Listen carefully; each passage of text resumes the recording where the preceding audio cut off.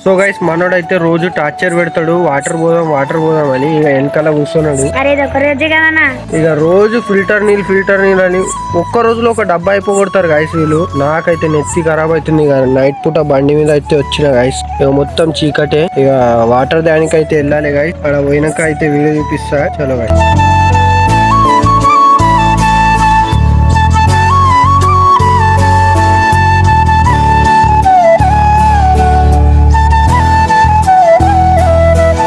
మనోడైతే నింపుకుంటున్నాడు guys ఒక water bottle.